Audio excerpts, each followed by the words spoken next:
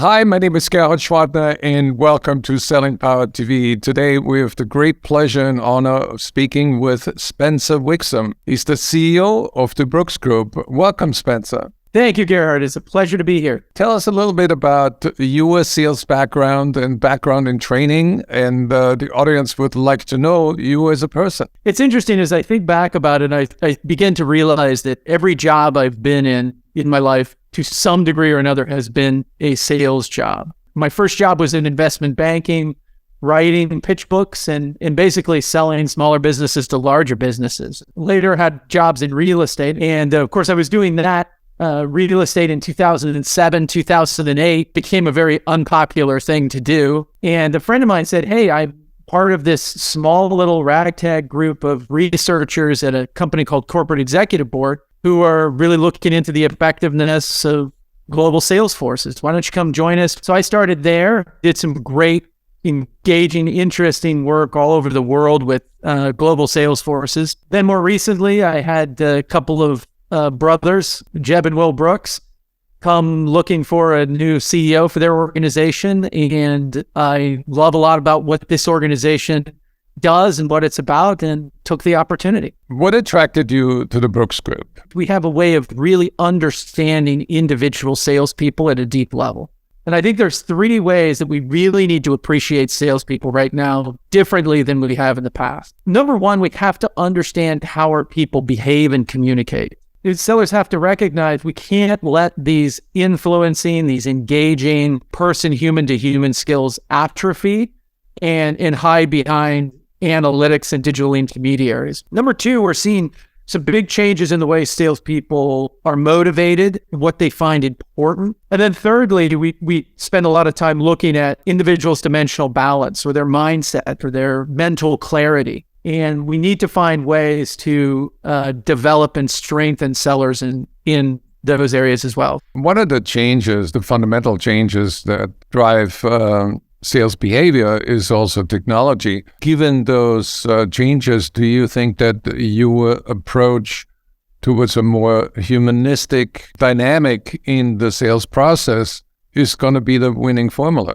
I think it's a balance, actually. I mean, I think there's a lot of great technology out there right now that allows for pattern recognition, that helps us improve kind of the scale and the detail of our investigation as we're trying to figure out who to target and to really understand those targets. But at the end of the day, there are certain things that human beings can do with human beings that can't be replaced by machines. What are the skills that salespeople need to learn in this environment, given all those changes? Probing, but you could call it discovery, critical questioning, this idea of really getting to the heart of what it is that customer wants to do. But I think we need to be more purposeful in digging below the surface to understand what it is that customer wants to do in their business, in their life, in their situation, in their circumstance, so that we can align solutions to that. So what makes the Brooks Group sales training approach different and more effective than what's out in the market already? Well, so first of all, we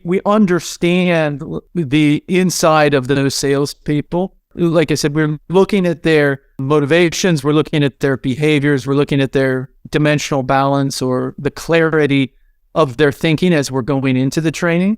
That allows us to do two things. Number one, it allows those facilitating the training to have a deep understanding of the group they're training right at the very beginning. But then it also gives the individuals in the training an understanding of who they are and how they can best apply the principles that they're learning. That experience, that learning experience is very important for us, and one that we take great pride in having developed and refined over time.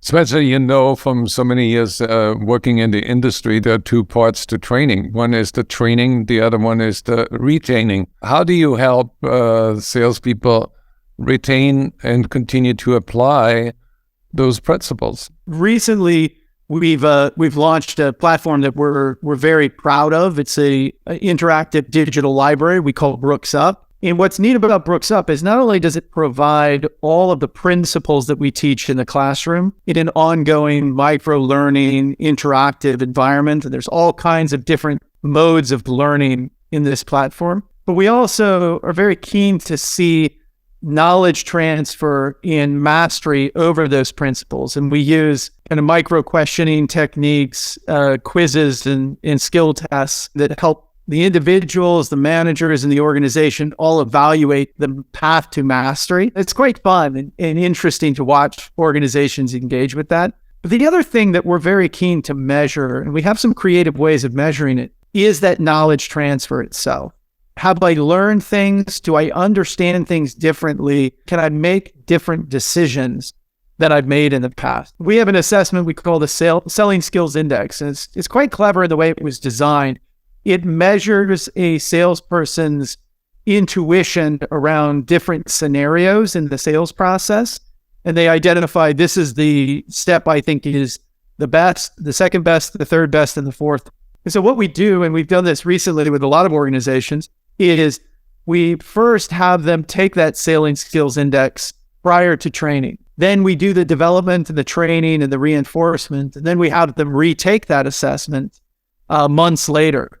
And what's interesting is to see the movement. You can see on average about a 10% improvement or movement in their capability. Action A or action B is definitely better than action C or D. And the more they can get comfortable with and capable and strengthen those reasoning muscles and decision-making muscles across the sales process, the more effective they can be, the more confidence they have in approaching, what are very complex selling situations.